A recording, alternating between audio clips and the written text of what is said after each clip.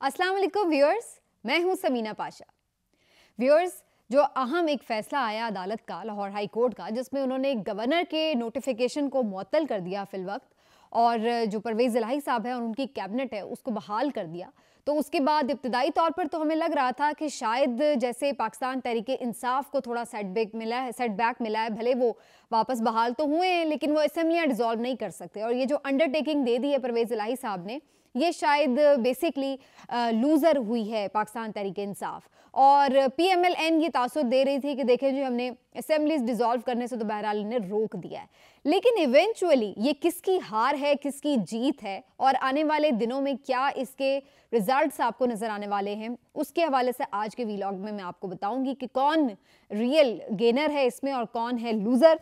और इसके साथ साथ जो इमरान खान साहब ने, जैसे कि रोज़ाना की बुनियाद पर वो बात कर रहे हैं, मुख्तलिफ लोगों से मुलाकात कर रहे हैं, सहाफ़ियों से और मुख्तलिफ तंजीमों के नुमाइंदों से भी, तो उसमें वो जो गुफ्तगू उन्होंने की उसमें एक बड़ी इंपॉर्टेंट बात है, वो ये कि उन्होंने कहा जी मैं पेश गोई कर रहा हूँ कि मार्च अप्रैल में आम इंतखाबात होंगे। तो ये बात इमरान खान साहब जो कर रहे हैं उसकी क्या उनको बेसिकली यकीन दहानी कराई गई है, या क्या वो देख रहे हैं जिसकी वजह से वो ये समझते हैं कि उनकी कैलकुलेशन है कि मार्च अप्रैल में वो इंतखाबात लेने में कामयाब हो जाएंगे, क्या उसमें ऐसा उन्हें नजर आ रहा है? जबकि ये हुकूमत तो इस मामले पर टस से मस होती नजर नहीं आ रही। तो आज के व्लॉग में इन दो इंपॉर्टेंट इश्यूज के हवाले से बात करेंगे। सबसे पहले तो ज़रा फैसले के हवाले से बात हो जाए। लाहौर हाई कोर्ट का जब फैसला आया था तो PMLN बहुत ज़्यादा उछल रही थी कि जी हमने देखे जी असेंबलीज डिसॉल्व करने से रोक दिया, और ये गवर्नर का जो नोटिफिकेशन था ये जस्ट मुअत्तल हुआ है, अभी इसके ऊपर फैसला नहीं आया कि ये कोई गलत फैसला है।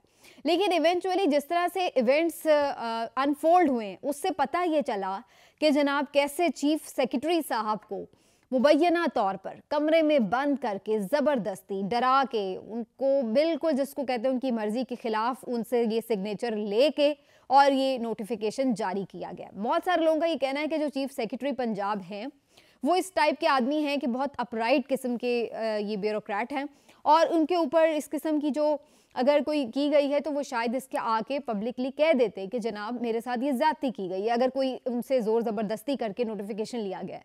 ऐसी किसी खबर की तस्दीक तो नहीं हुई, लेकिन जो PTI के ज़राए हैं और जो पंजाब असम्बली के ज़राए हैं वो ये बात बताते हैं कि शायद इस किस्म की कोई उनको ज़रूर इनके साथ कोई मिसहैंडल किया गया इनको, और उसके बाद जो है वो इस तरीके का नोटिफिकेशन जारी हुआ है। क्योंकि इस बात पर सब लोग कन्विंस्ड दिखाई देते थे कि गवर्नर के पास चीफ मिनिस्टर को डी नोटिफाई करने का कोई आईनी और कानूनी जवाज़ या इख्तियार नहीं है।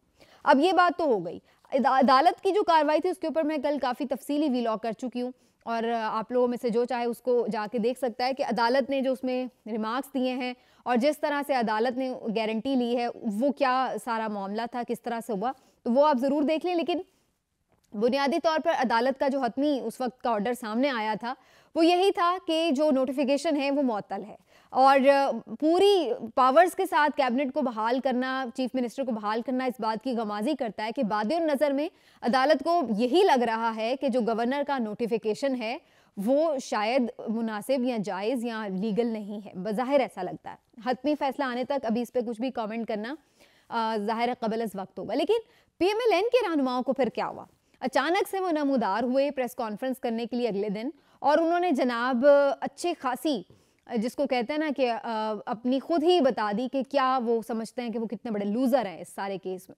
उनके बेसिकली क्या थे? दो ऑब्जेक्टिव्स थे, और जो पिछले हम 4-5 बल्कि आप कह लें कि जब से चीफ मिनिस्टर बने परवेज़ इलाही साहब उसके बाद से ही ऑनवर्ड्स वो इस बात में लगे हुए थे कि किसी भी तरह हमने चीफ मिनिस्टर परवेज़ इलाही को हटाना है और अपनी हुकूमत बनानी है। उनके ऑब्जेक्टिव तो बेसिकली पंजाब हुकूमत बनाना है, अदम एतमाद लाएं या जिस भी तरह लाएं, मकसद ये था कि परवेज़ इलाही को हटाएं और अपनी हुकूमत बनाएं। क्या वो इसमें कामयाब हो गए? वो इसमें कामयाब नहीं हुए, और वो इसमें कामयाब होते दिखाई भी नहीं दे रहे। ये एक बहुत इंपॉर्टेंट बात है नाज़रीन, इस बात को समझिए कि अब बज़ाहिर ऐसा लग रहा है कि अगर परवेज़ इलाही साहब खुद ना चाहें तो वो इस ओहदे को PDM की झोली में नहीं डाल सकते, PDM उनसे ये ओहदा नहीं ले सकती। वाहिद एक शख्स है, वो है परवेज़ इलाही। उसके अलावा आप PTI के बंदे तोड़ें, उन्हें आप पैसे दें, उनको आप मुराद दें, उनको आप डराएं, धमकी दें, जो मर्जी दें, अल्टीमेटली उससे आपको फ़ायदा नहीं होने वाला।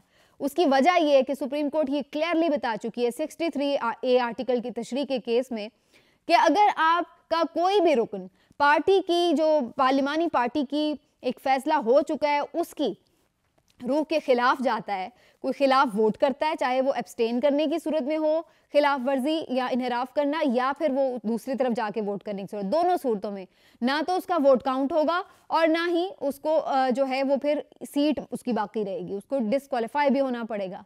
तो ऐसे में कौन पागल है जो पीटीआई का बंदा, चाहे उसको आप डराएं धमकाएं पैसे दें, तो वो क्यों उस तरफ जाएगा, पहली बात।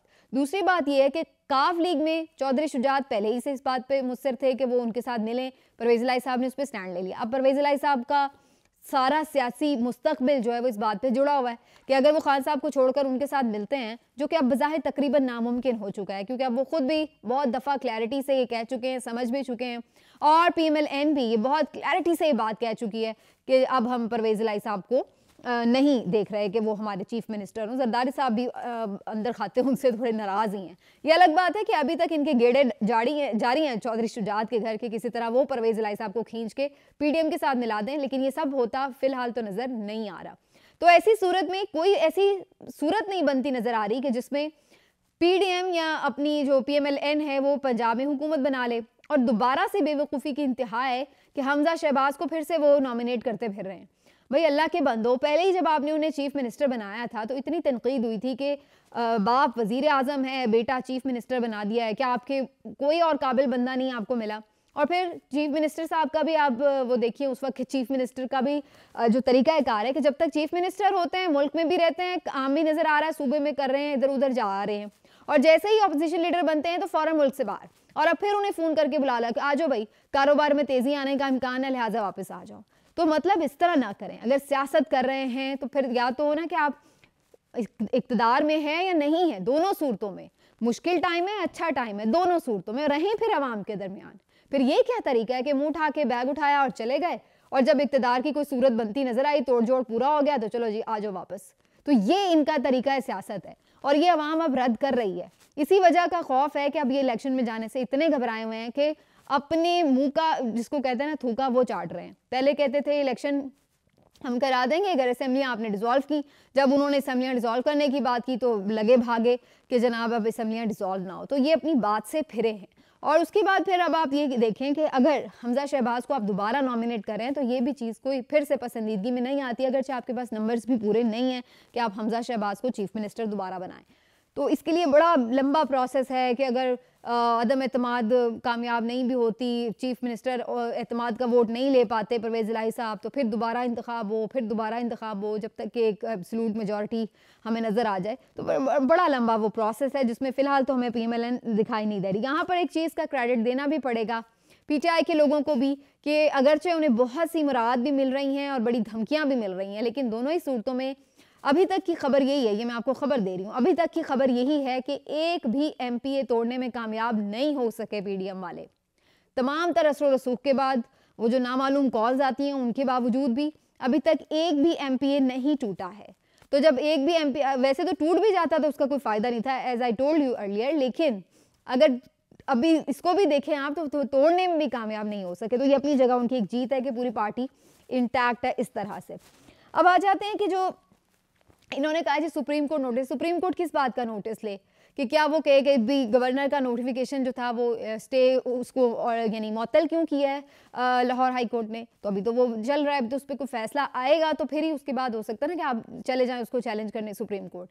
और सुप्रीम कोर्ट से अब आप बात कर रहे हैं, वही सुप्रीम कोर्ट है जिसने पहले वजीर आला चौधरी परवेज़ इलाही के हक में जब फैसला दिया था तो तब आप लोगों को क्या हुआ था याद है या सब भूल गए हैं? सबको याद है कि आप लोगों ने किस तरीके से पूरी की पूरी PDM ने लाइन हाजिर होकर ना सिर्फ ये कि सुप्रीम कोर्ट को तनकीद का निशाना बनाया, बल्कि जो 3 रुकनी बेंच है उसको जिस तरह से सोशल मीडिया पर और प्रेस कॉन्फ्रेंस में ह्यूमिलिएट किया गया, उनकी तज़हीक की गई, उनकी तौहीन की गई, वो सबको पता है कि किस तरह से उन्हें कंट्रोवर्शियल किया गया। तो फिर अब आप किस मुंह से सुप्रीम कोर्ट को ये कह रहे हैं कि जी वो सुओ मोटो लें ताकि वो दोबारा इस गन में आएँ और फिर आप लोग दोबारा से उन लोगों को जो है वो मुतनाज़ बनाने की अपनी जो साजिश है वो कर सकें। तो ये एक बड़ा अजीब सा उनका रद्दमल था, लेकिन उसकी बुनियादी वजह यही थी कि हार लूज़र अल्टीमेटली PMLN है, जिसको ना तो पंजाब हुकूमत मिल रही है, ना ही वो परवेज़ इलाही को हटाने में कामयाब हुए हैं।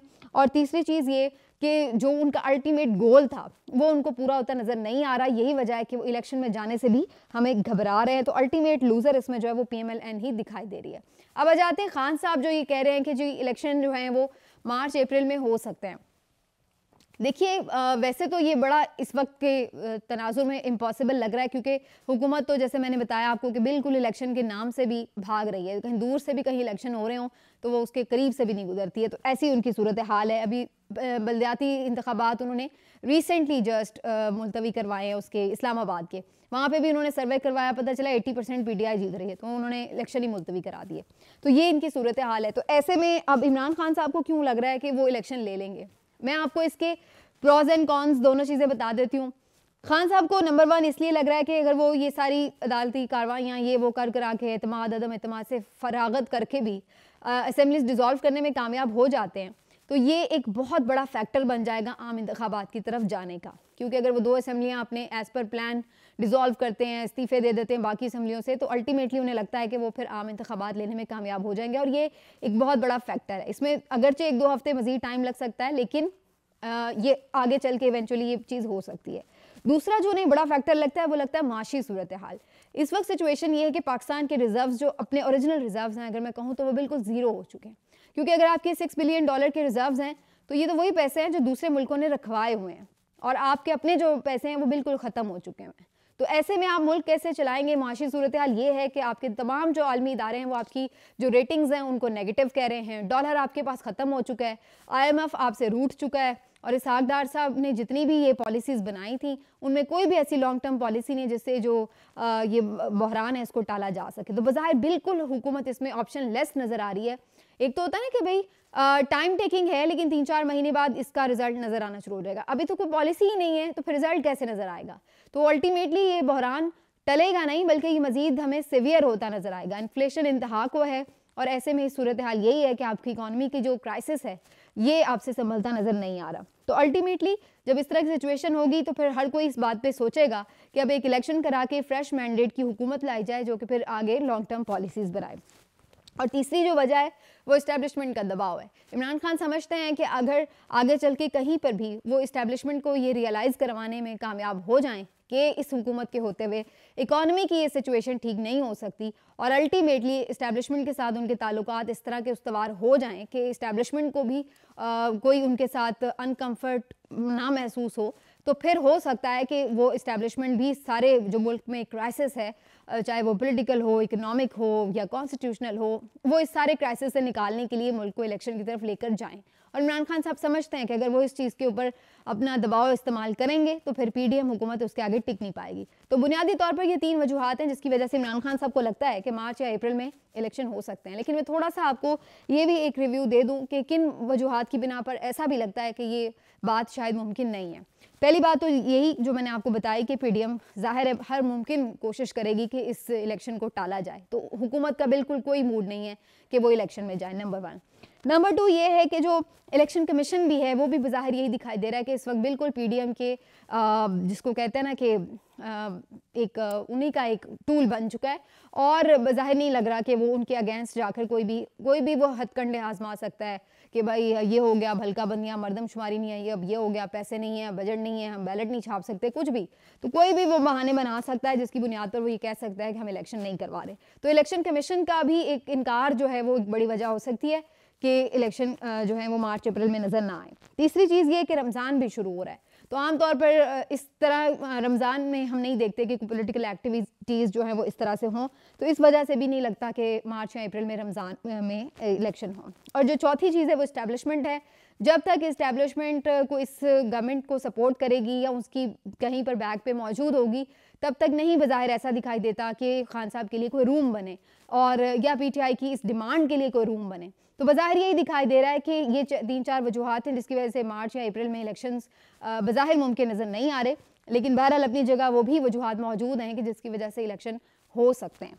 तो अब देखना यही है कि अल्टीमेटली क्या सूरत हाल बनती है, किसका पलड़ा भारी रहता है। लेकिन तमाम वजूहात की बिना पर के बाद एक वजह और भी है जो शायद इन सब पे भारी है, और वो है कि इस तरफ जो ये डिमांड कर रहा है वो है इमरान खान। तो इमरान खान की मुस्तकिल मिजाजी, इमरान खान साहब की प्लानिंग, इमरान खान साहब की स्ट्रेटजी, इमरान खान साहब का दबाव और इमरान खान साहब की अवामी मकबूलियत, ये वो कुछ चीज़ें हैं जो कि शायद पीडीएम के पास इस वक्त नहीं है। और इन्हीं के बलबूते और सहारे पर इमरान खान साहब अगर 8-9 महीने से अपनी पूरी कैंपेन को कामयाबी से चलाए हुए हैं, अगरचे उसमें लोग कामयाबी का पैमाना कुछ और समझते हैं कि वो जो चाहते थे अल्टीमेट गोल्स वो अचीव नहीं कर सके, लेकिन आवाम की सपोर्ट को अगर वो लूज़ नहीं कर रहे बल्कि उसमें इजाफा ही हो रहा है, तो फिर अल्टीमेट जो गेनर हैं वो तो खान साहब ही हैं और अल्टीमेट लूज़र फिर वही लोग हैं जो आवाम का सामना करने से घबरा रहे हैं। आज के व्लॉग से इतना ही, फिर मिलेंगे, अपना ख्याल रखिए, अल्लाह हाफिज़।